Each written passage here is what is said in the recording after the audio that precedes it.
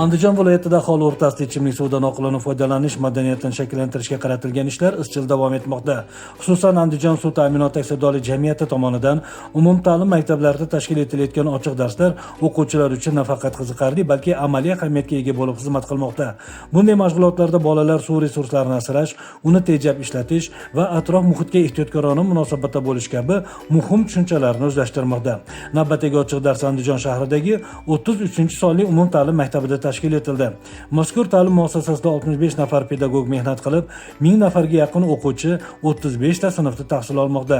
Zamonaviy talablar asosida yaratilgan shart-sharoitlar, keng va yorug' sinf xonalari hamda o'quv jarayoniga joriy etilgan ilg'or usullar ta'lim sifatini oshirishga xizmat qilmoqda. Hozirgi kunda global muammolardan biriga aylanib kelayotgan suv tanqisligi butun dunyo bo'yicha sezilmoqda. Mana bugun bizning 33-maktabimizga Andijon suv ta'minoti xodimlari tashrif buyurishdi hamda o'zlarining ochiq seminarlarini bizga namoyish etib berishdi.